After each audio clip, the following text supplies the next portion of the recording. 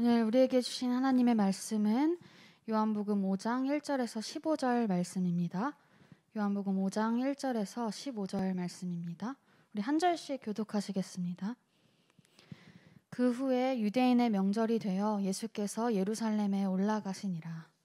예루살렘에 있는 양문 곁에 히브리 말로 베데스다라 하는 곳이 있는데 거기 행각 5이 있고 그 안에 많은 병자, 맹인, 다리 저는 사람, 혈기 마른 사람들이 누워 물의 움직임을 기다리니 이는 천사가 가끔 못에 내려와 물을 움직이게 하는데 움직인 후에 먼저 들어가는 자는 어떤 병에 걸렸든지 낫게 됨이라.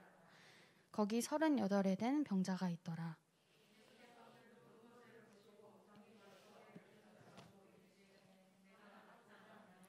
병자가 대답하되 주여 물이 움직일 때에 나를 못에 넣어주는 사람이 없어 내가 가는 동안에 다른 사람이 먼저 내려가나이다.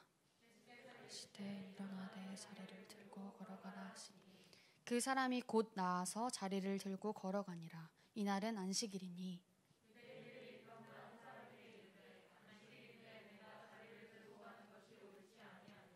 대답하되 나를 낫게 한 그가 자리를 들고 걸어가라 하더라 하니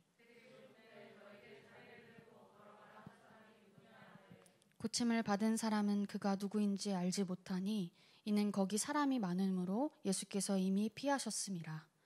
그 후에 예수께서 성전에서 그 사람을 만나 이르시되 보라 내가 나았으니 더 심한 것이 생기지 않게 다시는 죄를 범하지 말라 하시니 그 사람이 유대인들에게 가서 자기를 고친 이는 예수라 하니라. 아멘. 우리 중앙교회 청년부 여러분 안녕하세요. 네, 거의 다 아시겠지만 저는 지난 1월 둘째 주에 부임한 김은지 전도사입니다. 오늘은 안타깝게도 이무 목사님이 말씀을 전해주지 않으시고 네, 제가 전하게 되었습니다. 하나님께서 너무나도 사랑하시는 여러분들에게 오늘 처음 하나님의 말씀을 전하게 되었는데요. 말씀을 묵상하고 또 설교를 준비하면서 부담이 없었다고 하면 거짓말일 것 같아요. 하나님께서 허락해 주신 여러분들에게 어떤 말씀을 전해야 할지 정말 많이 고민이 되었습니다. 전도사로 이 자리에 서 있지만 저는 여러분들과 동일하게 약하고 부족한 사람입니다. 그러나 이 시간 홀로 영광 받으실 하나님을 위해서 담대하게 주님의 말씀을 전하고자 합니다. 성령님께서 전하는 이인 저와 듣는 이인 여러분들에게 그 마음속에 거하여 주셔서 주님의 뜻대로 인도해 주시길 기도합니다. 아까 제가 여러분들에게 어떤 말씀을 전해야 할지 많이 고민했다고 했죠. 여러분들 다들 하셨는지 모르겠는데 저는 올해 1월 1일에 한 링크를 이용해서 2022년 내게 주신 하나님의 말씀을 받아서 저장을 하고 있어요. 다들 하셨나요? 네. 원하시면 링크를 드리겠습니다. 네. 저는 요한복음 14장 6절의 말씀이 나왔는데요. 예수께서 이르시되 내가 곧 길이요 진리요 생명이니 나로 말미암지 않고는 아버지께로 올 자가 없느니라 라는 말씀이에요. 이걸 보면서 올해 초에는 요한복음을 좀 묵상해 봐야겠다라고 생각을 했는데 마침 제가 계속 하고 있는 말씀 묵상집에 1월 말씀 본문이 요한복음인 거예요. 그래서 묵상을 하던 요한복음 말씀 중에 여러분들에게 전하고 싶었던 부분을 본문으로 정했습니다. 먼저 요한복음은 예수님의 정체를 설명 혹은 해명하려는 의도를 가지고 세 가지 큰 덩어리로 내용을 구분했어요. 그래서 첫 번째는 표적의 책, 두 번째는 영광의 책, 세 번째는 순환의 책입니다. 오늘 우리가 함께 읽은 본문은 첫 번째에 있는 표적의 책에 속해 있습니다. 여기에는 예수님이 행하신 7가지의 기적이 다 들어가 있어요. 그러면 왜 기적의 책이라고 안 하고 표적의 책이라고 했을까요? 기적은 예수님이 초자연적으로 하시는 역사, 그 기적 자체에 의미가 있다고 여기고 예수님의 능력과 권위를 강조하는 기능을 합니다. 보통 공관복음이라고 불리는 마태, 마가, 누가복음에서 그렇게 표현을 하고요. 또 표적은 기적을 통해서 예수님이 누구신가를 보여준다에 대한 그런 표시를 합니다. 그래서 간단하게 표현을 하자면 표시와 기적 해서 표적이라고 기억하시면 되겠습니다. 요한복음에서는 이렇게 표적이라고 표현을 합니다. 요한복음의 저자는 7가지의 표적으로 예수님께서 하나님의 아들 그리스도이심을 알리고 예수님을 믿을 수 있게 도와주고자 요한복음을 기록했습니다. 우리 함께 말씀을 나눌 때에 우리 모두의 믿음에 믿음을 더하는 시간이 되길 기대하고 기도합니다. 오늘 말씀 본문은 7가지 표적 중에 하나로 예수님께서 유대인의 명절인 절기에 38년 된 병자를 고치시는 내용입니다. 지금 우리도 내일이면 우리 고유의 명절인 설날 연휴가 시작되죠. 벌써 출발하신 분들도 많은 것 같아요. 그렇죠? 우리 예수님께서 어떠한 맥락 속에서 유대인의 명절에 이 표적을 행하셨는지 알아보도록 하겠습니다. 요한복음 5장 1절을 보시겠습니다. 함께 읽어볼까요? 그 후에 유대인의 명절이 되어 예수께서 예루살렘에 올라가시니라. 네, 유대인의 명절은 크게 유월절, 맥주절, 장막절 이렇게 3가지가 있는데요. 아마도 그 중에 하나였겠죠. 그래서 정확하게 어떤 명절을 가리키는지 확실히 알 길은 없지만 그래도 성경학자들은 추측을 하건대 이 명절을 유월절이었을 거라고 추측합니다. 유월절에서 유월은 패스오버라고 해서 넘어간다는 그런 의미를 가지는데요. 출애굽할 때, 즉 유대민족이 애굽에서 탈출을 할 당시에 하나님께서 애굽에 처음 태어난 사람이나 가축들을 모두 죽이셨는데 문설주에 어린 양의 피를 뿌리거나 바른 그런 이스라엘 백성들의 장자는 죽지 않았어요. 이렇게 죽음을 면하게 하신 것 혹은 죽음을 넘어가게 하신 것을 기억하고 감사하면서 가족들과 함께 나누는 축제가 유월절이었던 것입니다. 보통 이러한 유대인의 명절에는 외국이나 아니면 또 이스라엘 각 지방에서 15만 명에서 20만 명 정도 되는 유대인들이 예루살렘에 모였다고 해요. 모세의 율법에 따르면 이스라엘의 모든 성인 남자들은 명절에 예루살렘에 있는 성전을 찾아서 예배 드려야 하기 때문입니다. 그래서 예수님 또한 그 명절에 예루살렘에 올라가십니다. 우리 그 다음 구절인 2절을 함께 읽어보겠습니다. 예루살렘에 있는 양문 곁에 히브리 말로 베데스다라 하는 못이 있는데 거기 행각 5이 있고, 네, 여기서 양문은 쉽 게이트라고 하는데요. 예루살렘 성 안에서 이렇게 희생 제물로 드려질 양들을 사고 팔았던 그런 시장이 있었던 예루살렘의 북쪽에 있던 성문을 의미합니다. 그래서 양을 파는 곳 근처에 있는 문이다 해서 양문인데요. 그 다음을 보면 히브리 말로 베데스다라 하는 못이 있는데 라고 되어 있죠. 여기서 못은 즉 연못이라고 이렇게 번역이 되어 있는데 사실 베데스다는 인공적으로 만든 물 저장고였습니다. 그러니까 굳이 표현을 하자면 인공 연못이라고 생각하시면 될 것 같아요. 그러면 물을 왜 저장해야 했을까요? 여기에 대해서 추측하는 또 2가지 견해가 있는데 하나는 정결 예식에 사용하는 물을 저장하기 위해서였을 것이다. 또 다른 하나는 예수님 당시에 환자들이 수술이나 치료 이런 걸 할 때 그때 사용될 깨끗한 물들을 저장했을 것이다. 이렇게 2가지로 나뉘어져요. 함께 읽은 말씀에는 히브리 말로 베데스다라 하는 못이라고 했는데 사실 이거는 번역상의 혼동인 것 같습니다. 베데스다라는 말은 히브리어가 아니라 아람어로 자비의 집이라는 뜻입니다. 이 베데스다는 처음에는 물을 저장하는 용도로 지어졌지만 나중에 또 다른 물 저장고들이 많이 생겨요. 그래서 그 이후부터는 여기는 병을 고치고 또 이방 종교적 풍습들이 많이 행해지는 그런 장소로 바뀌게 되었습니다. 특히 예수님 당시의 기록들을 살펴보면 이 베데스다는 로마의 신을 위한 장소라고 말합니다. 우리 3절과 4절을 함께 읽겠습니다. 그 안에 많은 병자, 맹인, 다리 저는 사람, 혈기 많은 사람들이 누워 물의 움직임을 기다리니 이는 천사가 가끔 못에 내려와 물을 움직이게 하는데 움직인 후에 먼저 들어가는 자는 어떤 병에 걸렸든지 낫게 됨이러라. 이렇게 말씀에서와 같이 많은 병자들은 자비의 집이라고 불리는 베데스다에서 자신의 병이 낫는 그런 자비를 구하면서 누워 있었을 것입니다. 근데 성경을 잘 보면은 5장 3절과 4절 말씀 사이에 물의 움직임을부터 낫게 됨 이러라까지 이렇게 대괄호로 묶여 있는 것을 알 수 있어요. 이스라엘의 히브리 대학교와 텔아비브 대학교에서 공부하시고 또 지금은 성서학 연구소인 비블리아를 운영하시는 이익상 목사님의 책 이스라엘 따라 걷기를 보면 요한복음 5장 3절과 4절에 대괄호로 이렇게 묶여 있는 이 이야기는 로마의 신화라고 합니다. 근데 그렇다고 해서 또 성경 본문 속에 나오는 모든 대괄호들이 모두 신화를 의미하는 것은 절대 아니니 오해하지 마시기 바랍니다. 이어가자면 4절에 나오는 이 천사가 하나님의 천사가 아니라 그리스 로마 신화에 나오는 의술의 신이었을 것입니다.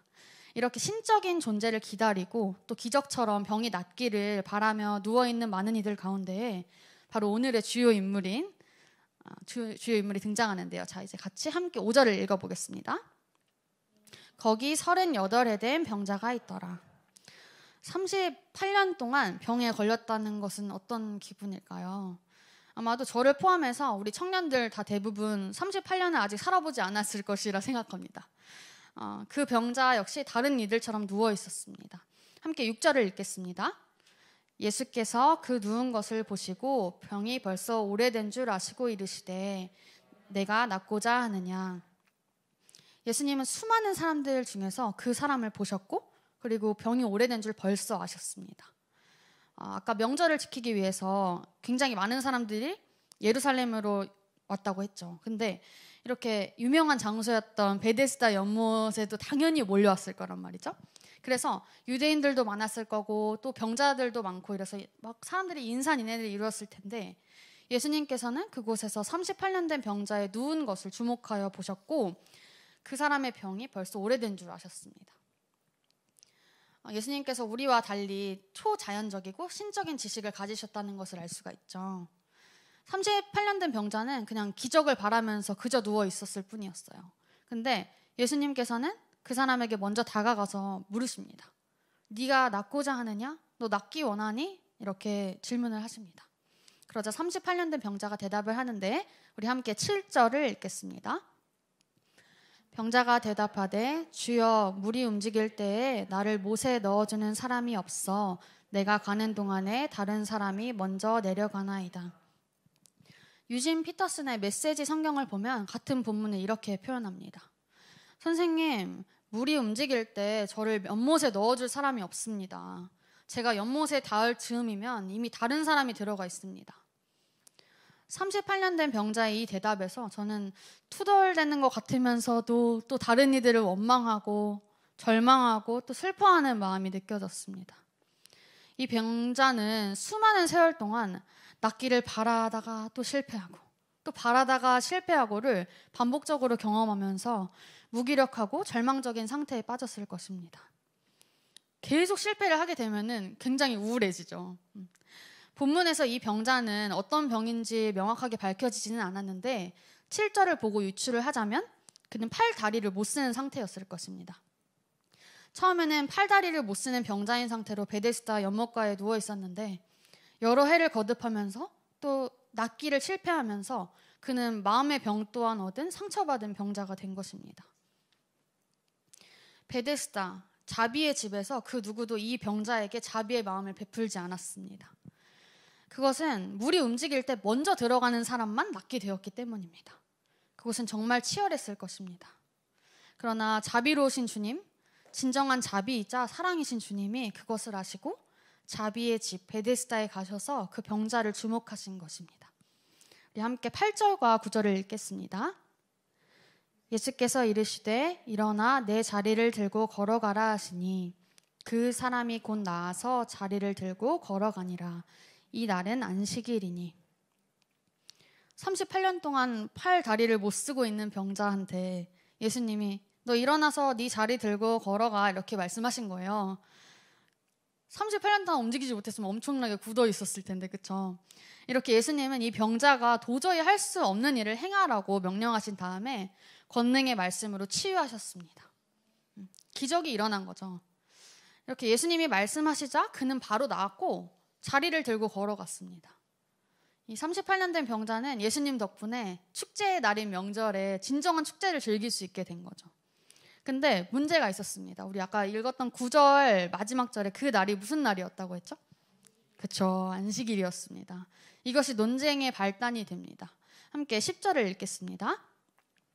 유대인들이 병 나은 사람에게 이르되 안식일인데 네가 자리를 들고 가는 것이 옳지 아니하니라. 구약에서 안식일에 자리를 들고 가는 이런 아무 죄 없는 행동을 구체적으로 금지한 내용은 전혀 없어요. 근데 이 병자는 어떤 이렇게 물건을 한 영역에서 다른 영역으로 옮기는 것을 금지하는 규범을 포함해서 지나치게 자세하고 또 성가신 그런 수백 가지의 규칙들을 발전시켜온 후대에 있던 유대 전통을 어긴 것입니다. 여기에서 유대인들은 그 전통들을 이제 기억하고 이건 옳은 거야, 옳지 않은 거야 라고 판단할 수 있는 유대 지도자들, 즉 랍비였을 것입니다.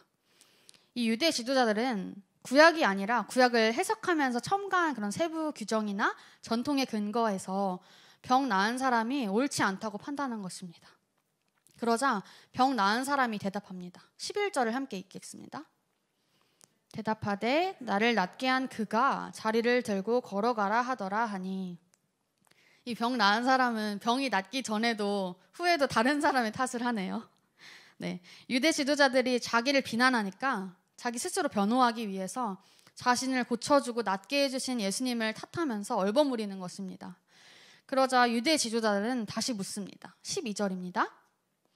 그들이 묻되 너에게 자리를 들고 걸어가라 한 사람이 누구냐 하되, 정말 이해할 수가 없죠. 병이 나았다는 사람한테 너 진짜 병이 나았어? 이렇게 축하를 해주거나 물어보기는커녕 안식일을 위반한 것에 대해서 계속 비난하고 끝까지 캐묻는 것입니다. 그가 얼마나 아팠는지에 대해서 궁금하거나 회복한 것에 대한 기쁨에는 조금도 참여하지 않으면서 분명히 병을 고쳤다는 이야기를 들었는데 그냥 안식일의 규정을 어긴 것만 문제 삼고 거기에 관심을 기울이고 있는 것입니다. 그 당시에 병에서 나았다는 것은 모두의 축제거리가 되어야 하는 일이었어요. 그래서 같이 그런 일이 일어나면은 함께 하나님께 감사하고 찬양해야 하는 일이었습니다. 그러나 이기적이고 비정한 마음을 가진 이들로 인해서 하나님께서 높이 영광 받으셔야 할 이 사건이 그냥 개인의 감사 기도 제목이 되어버리고 말았습니다. 병 나은 사람은 자신을 비난하고 캐묻는 이들에게 자신을 고쳐주니 자신에게 자리를 들고 걸어가려고 한 사람이 누구인지 대답하지 못했습니다. 우리 함께 13절을 읽겠습니다. 고침을 받은 사람은 그가 누구인지 알지 못하니 이는 거기 사람이 많음으로 예수께서 이미 피하셨음이라. 병이 순식간에 고쳐졌을 수도 있고 아니면 예수님께서 누구보다 빠르게 피하셨을 수도 있어요. 병 나은 사람은 자신의 병을 고쳐준 이의 이름조차 알지 못했습니다. 우리 남은 14절과 15절을 함께 읽겠습니다. 그 후에 예수께서 성전에서 그 사람을 만나 이르시되 보라 네가 나았으니 더 심한 것이 생기지 않게 다시는 죄를 범하지 말라 하시니 그 사람이 유대인들에게 가서 자기를 고친 이는 예수라 하니라. 병 나은 사람은 예수님을 성전에서 또 다시 만나게 됩니다. 그리고 예수님은 그 사람에게 다시는 죄를 범하지 말라 이렇게 말씀하십니다.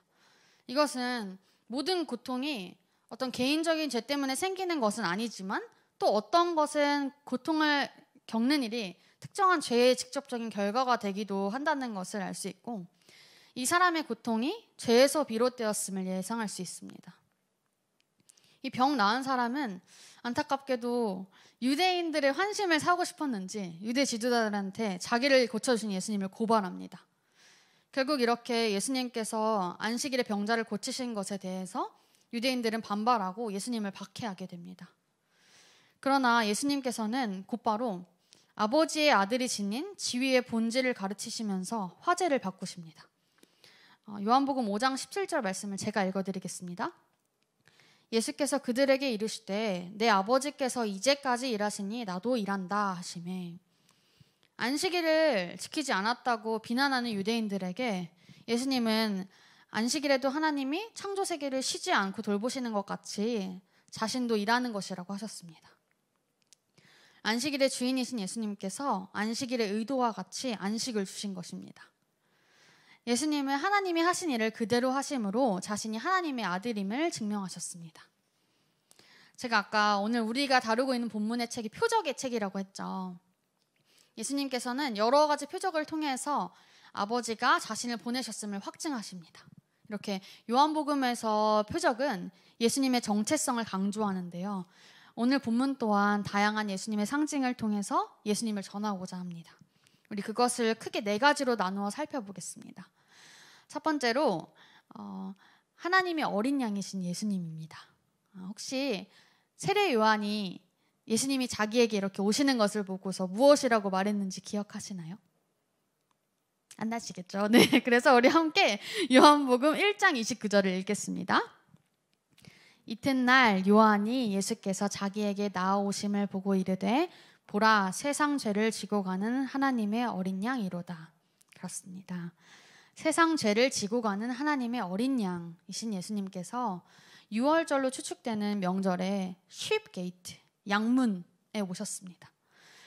예수님께서는 자신의 순환과 죽음을 미리 이렇게 여러 번 예고하셨는데 조금 더 구체적으로 십자가 죽음 사건이 6월절 기간 중에 발생할 것이라고 말씀을 하셨어요. 이게 예수님의 죽음과 6월절을 이렇게 연결시킴으로써 예수님 자신을 6월절 희생양으로 상징화하신 것입니다. 그리고 6월절 아까 그 문에다가 이렇게 피를 칠해서 넘어갔다고 한 그 사건 통해서 바로 왕의 압제에 의해서 고통받고 신음하던 이스라엘 백성들을 거기서 구원하시고 또 자유케 하셨던 하나님께서 이제 독생자 예수님의 죽음을 통해 새로운 출애굽, 즉 새로운 구원의 때를 열어가신다는 의미입니다. 예수님께서 6월절 양이 된다는 것은 곧 최후의 6월절 양이 된다는 것을 뜻하고 동시에 구약의 6월절이 신약의 십자가 사건과 또 성찬식으로 연결이 된 것입니다. 그래서 우리는 더 이상 속죄 제물의 어린 양이 필요 없게 되었고 그저 예수님의 보혈을 믿음으로써 죽음의 권세로부터 자유케 되었습니다. 이제 두 번째인데요. 두 번째는 은혜와 자비의 주인이 되시는 예수님입니다.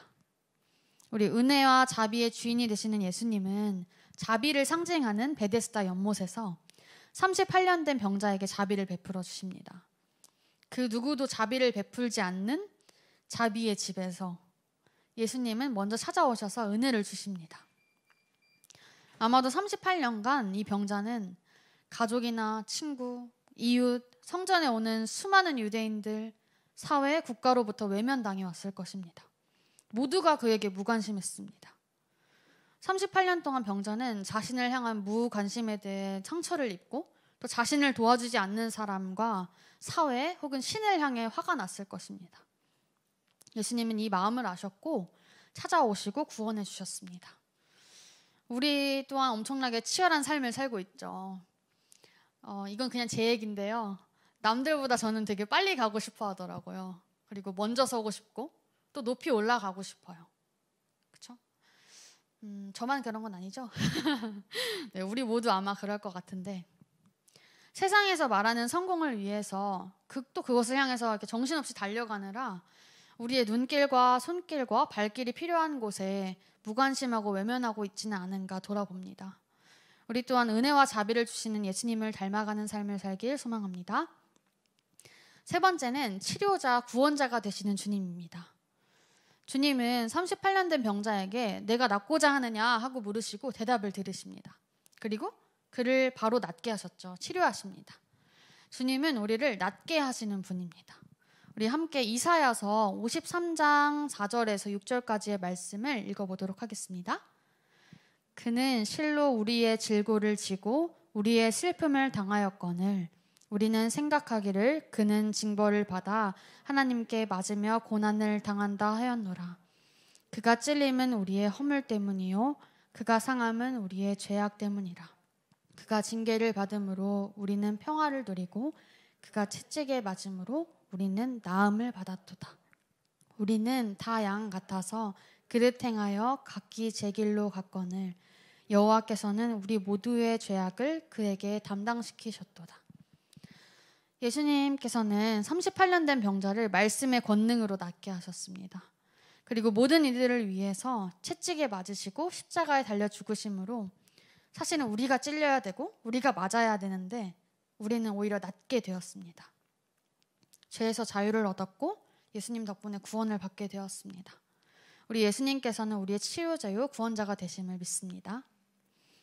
우리 치료자 되시는 예수님과 관련해서 여러분들에게 나누고 싶은 짧은 이야기가 있습니다. 이번 달 초에 제 친구의 동생이 갑자기 중환자실에 들어가게 되었다는 소식을 들었어요. 네, 여러 사람들 또 의료진들이 추측하건대 백신 후유증으로 갑자기 급성 당뇨가 온 거예요. 그래서 고혈당 쇼크가 와서 마음의 준비를 해야 될 것 같다. 예후가 많이 안 좋다. 이렇게 소식을 들었어요. 그래서 저를 포함한 많은 분들이 함께 기도를 했고 의식이 없는 가운데 수치가 좋아지고 또 눈도 뜨고 이렇게 나아지고 있다는 소식을 들었어요. 근데 그 며칠 전까지만 해도 심정지가 올 수 있고 또 뇌 손상도 올 수 있다고 했었는데 같이 한 마음으로 아픈 그 친구를 위해서 기도하기 시작한 이후로 신장이 망가졌었는데 살아나고 뇌파도 정상으로 나오고 또 이렇게 나빠지지 않는 상태로 감사하게 또 하루하루를 지내고 있었습니다. 그러던 중에 그 친구가 입원해 있는 병원에 있는 한 의사 선생님이 되게 신실하신 분이라고 소개를 받았나 봐요. 그래서 그분이 중환자실에 가셔서 누워있는 그 친구한테 가서 귀에 대고 이렇게 기도해 주셨다고 합니다. 해와 달을 지으신 하나님이 너도 고쳐주실 거야. 굳게 믿고 힘내서 일어나자 했더니 그 친구가 의식이 없는 상태였는데 그 기도를 듣고 반응을 했다는 것입니다. 그리고 대답을 단어로나마 이렇게 했다는 이야기를 들었습니다. 저는 이 이야기를 듣고 너무 막 감동이 되고 눈물이 났는데요. 모든 것을 주관하시는 하나님을 믿고 또 담대하게 선포하는 의사 선생님의 기도로 한 생명이 다시 살아났다고 여겨졌기 때문입니다. 그리고 저도 이 의사 선생님과 같이 영혼을 살리는 목회자가 되고 싶다고 기도할 수 있었습니다.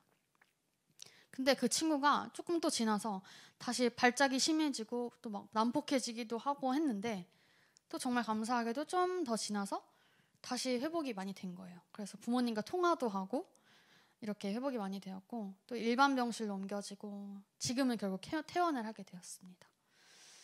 물론 1년간 경과를 지켜봐야 한다고 하는데 그래도 잘 회복 중이라는 소식을 들었습니다. 친구의 가족들이 병원에서 이렇게 얘기를 들었대요. 이렇게 짧은 시간 안에 회복한 일은 정말 기적적이다. 이 모든 일이 근데 그렇게 들으니까 가족들이 이 모든 일이 진짜 하나님의 은혜였다라고 고백을 했습니다. 친구의 가족들에게는 이 일이 예수님께서 치료자고 또 구원자라는 표적이 되었을 것입니다. 함께 기도했던 저 또한 정말로 해와 달을 지으신 하나님께서 모든 것을 주관하시는 하나님께서 또 치료자 되시는 예수님께서 그 친구를 고치셨음을 믿습니다. 우리 하나님께 감사드립니다. 이제 마지막인데요. 넷째로 화목제물이 되어주신 예수 그리스도입니다. 유대인들은 안식일에 병을 고쳤다고 예수님을 박해하죠.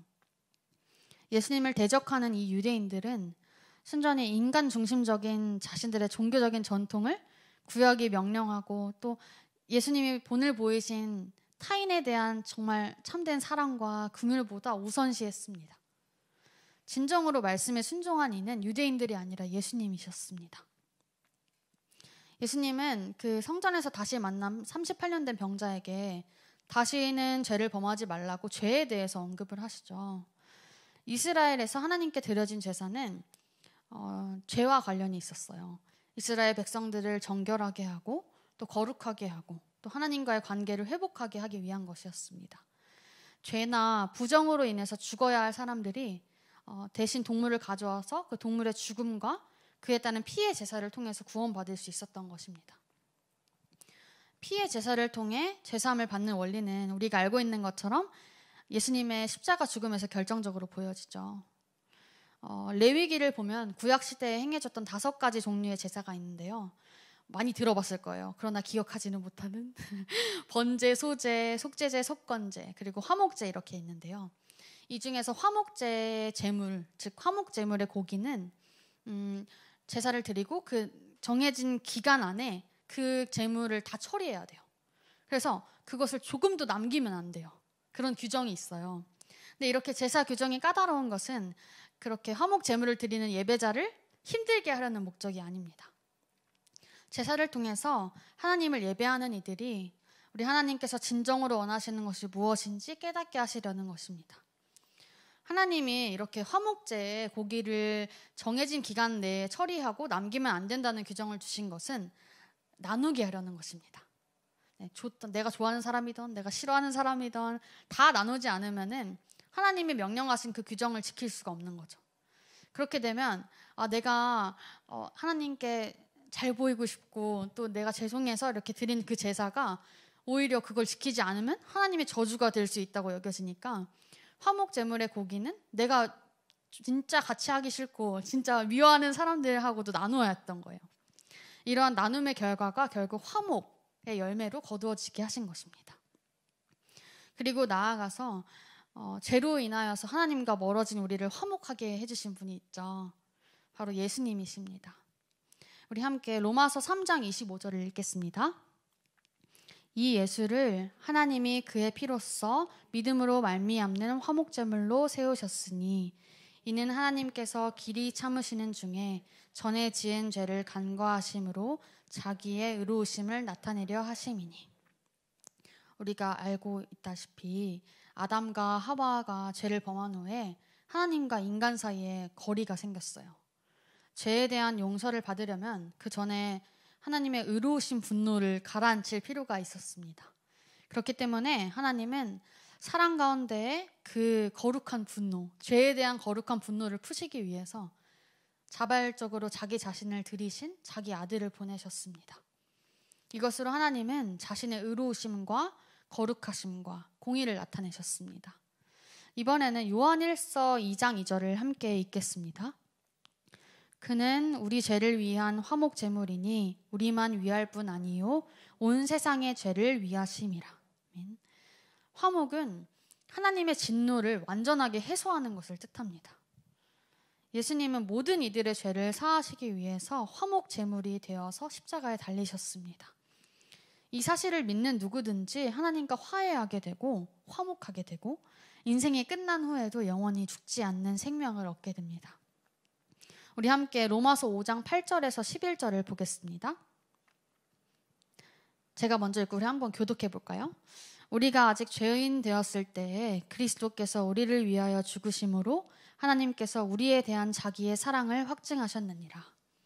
그러면 이제 우리가 그의 피로 말미암아 의롭다 하심을 받았으니 더 그로 말미암아 진노하심에서 구원을 받을 것이니 곧 우리가 원수 되었을 때에 그의 아들의 죽으심으로 말미암아 하나님과 화목하게 되었은즉 화목하게 된 자로서는 더욱 그의 살아나심으로 말미암아 구원을 받을 것이니라.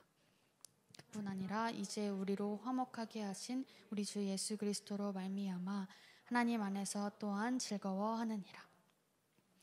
우리가 아직 죄인 되었을 때에 그리스도께서 우리를 위해 죽으셨고 우리가 하나님의 원수가 되었을 때 예수 그리스도의 죽으심으로 우리는 하나님과 화목하게 되어 구원을 받았고 또 하나님의 자녀가 되었습니다. 이렇게 우리는 예수님으로 인하여서 새 생명을 얻게 되었고 아까 언급했던 38년 된 병자와 같이 다시 사는 인생을 살게 되었습니다. 우리는 우리에게 구원을 주시는 하나님께 매일매일 기쁨과 감사의 예배를 드려야 할 것입니다. 오늘 설교의 제목이 모두의 축제가 되어야 할 자리인데요. 저는 우리가 매일 걸어가는 삶이 모두의 축제가 되어야 할 자리가 되길 소망합니다.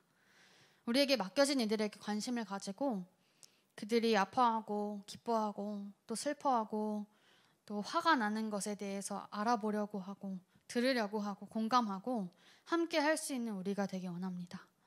우리가 한 마음으로 살아가고 주님을 예배할 때에 주님께서 우리의 삶을 기뻐 받아주실 것이라 믿습니다. 지금 성도이고 교회인 우리는 세상으로부터 조롱과 멸시를 당하고 있습니다. 어쩌면 세상이 교회에게 교회는 거룩해, 교회는 우리랑은 달라 이렇게 구별됨을 기대했는데 교회가 세상과 별다르지 않게 행동하고 또 그들보다 무지하거나 악하게 행동하기 때문에 그러는 건 아닐까 생각을 해봤어요. 사랑하는 중앙교회 청년 여러분, 우리는 하늘에 속했고 또 예수님께 속했음을 기억하기 원합니다. 오늘 우리가 살펴본 38년 된 병자는 그가 간절했기 때문에 낫게 된 것이 아닙니다. 그가 나온 이유는 그저 예수님이 그를 찾아오셨기 때문입니다. 오직 주님의 은혜로 인한 것입니다. 우리 또한 하나님께 받은 구원의 은혜 그리고 그 외에 수많은 은혜와 감사의 제목들이 있는 줄 믿습니다. 하나님의 은혜를 기쁨과 감사로 고백하고 또 하나님을 찬양하는 이런 복음의 경험을 한 사람들은 우리의 어떠함 때문이 아니라 하나님이 주시는 은혜로 자연스럽게 예수님을 닮은 삶을 이룰 수 있습니다. 우리 그 은혜를 바라고 더욱 예수님을 바라보기 원합니다. 그리고 아무도 주목하지 않는 38년 된 병자에게 손을 내밀어 주신 주님처럼 우리도 그 길을 따라가고 주님의 마음을 가지고 주님을 닮는 삶을 살고자 기대하고 또 기도하는 저와 여러분들이 되시길 축복합니다.